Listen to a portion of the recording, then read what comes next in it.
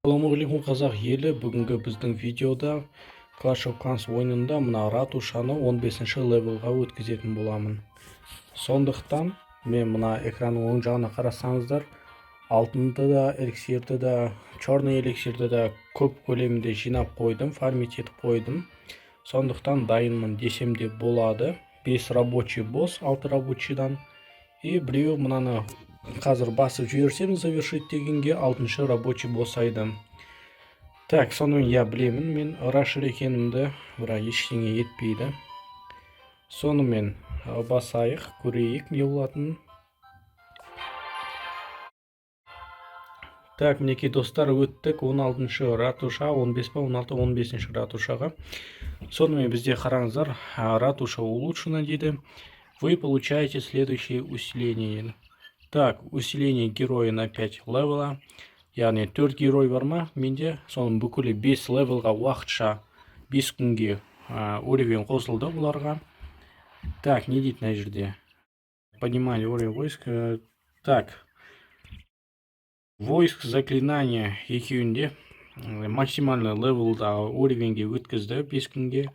5 күнге ускорение болды. Ресурсты жинайтын нелерге, жаңа шақты, анау дегендерге. Так, және 4 есе звездный бонус көбейді. Так, бізде ратуша мынандай көріп тұрғандарыңыздай. Сосын бізге еще оформление берді дағы бір. Қазір оны көре жатармыз. Бірінші ратуша қарап алайық. Бізде мынандай екен ратуша. Ерекше көрінеді. Өзіме бұл ратушаның түрі ұнайды, дизайны. Так, жаңағы оформление дедік қой, соны көрейік. Міне новое оформление таңдаймыз. Сонымен бізде жап-жасыл болып кетті. Ағаштарға қарасаңыздар, ормандарға прям күшті көрініп тұр. Цветі сочный болып тұр. Өзіме ұнады. Так, күшті. Так, сонымен не бар тағы да? Ратушаны әрі қарай левелдарға өткізуге болады, бірақ пока что бұны өткізбеймін мен әрине. Содан соң бізде не пайда болды? Бізде жаңадан защитное орудие пайда болды. Міне монолит және башня заклинания. Монолит 300 000 черный эликсирға сатып алуға болады. Бұл бізде ең бірінші мынандай здание черный эликсирға сатып алынатын. Және бізде башня заклинания. Бұл жерде жай ғана башня заклинания емес. Бұл 3 түрде тұрады. 3 левелдан тұрады. Бірінші левелда бір заклинание лақтырылады. Екінші левелда басқаша. Үшінші левелда мүлдем басқаша заклинание лақтырылатын болады. По очереди көрейік. Бірінші бізге 300 000 эликсир керек. Так, мына жерде бізде черный эликсир жоқ екен, сондықтан мына жақтардан қарайық. Так. Бізде қанша болды? 5000 эликсир керек тағы да. Онымен қазір сразу фармить етіп жіберейін.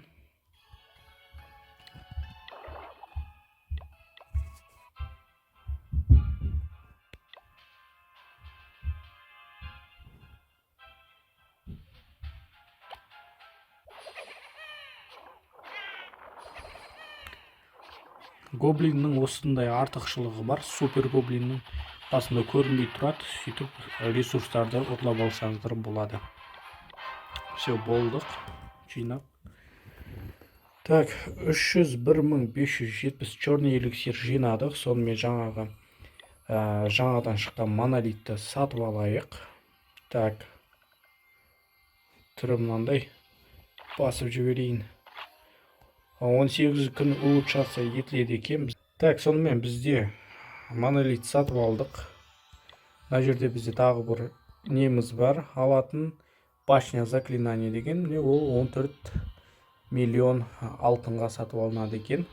Оны біз әрине сатып аламыз. Так, давайте сразу сатып алайық. Улучшение басып қояйық.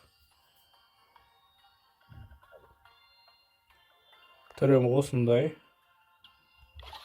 Так, бастың тағы біреуі бар. 14 миллион тұрады. Бізге сонда қанша миллион? 8 миллион керек. Оны қайдан аламыз? Әртүрлі жерден жинап алайық. Әрине шықса.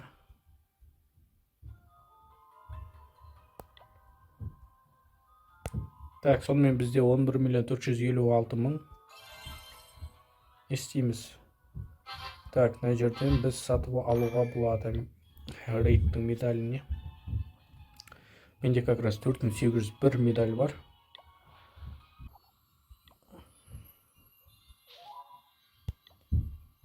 Так, енді біз екінші затты сатып алайық. Ол бізде мына екінші башня заклинания. Қоя салайын.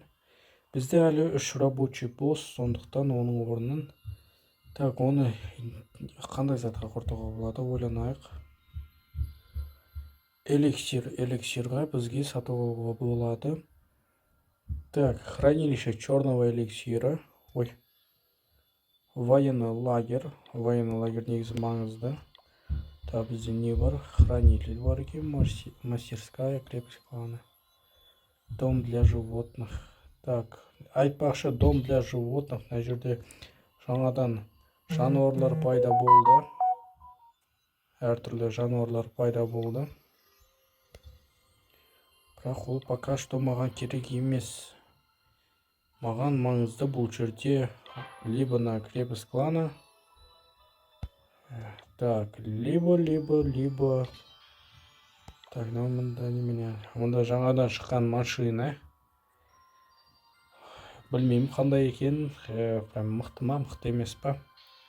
Онысын білмедім. Маған негізі мынау маңызды ғой негізі. Так, бізде бірақ 3 рабочий босс. Сонымен мен лабораторияны қоятын болдым улучшениеге. Так, тағы улучшать ету керек. 2 рабочий босс. Оны біз... Сонымен мен на казарманы көшіретін болдым. Мына электротитанат дейма, соны ашу үшін. Ол үшін обратно же кіреміз да, мен не сатып алам, эликсир сатып алам. Так, ол бізде қанша еді? Бізде ол 14 миллион бет, 15 миллион.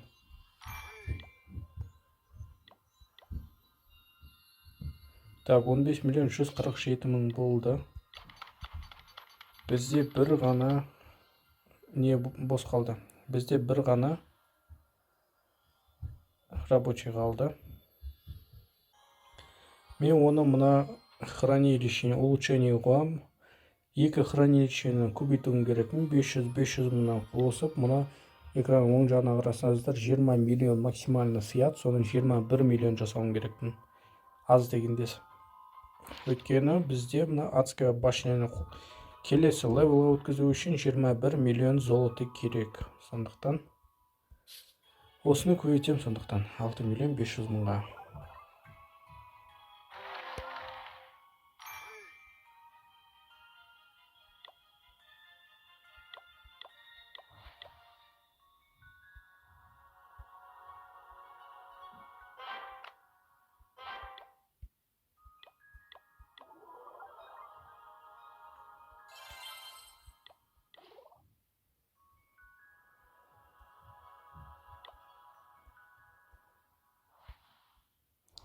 Так, мінекей эликсирді жинадық. Мынаған баса салайын. Сонымен бүкіл рабочий занят болып тұр. Қараңыздар.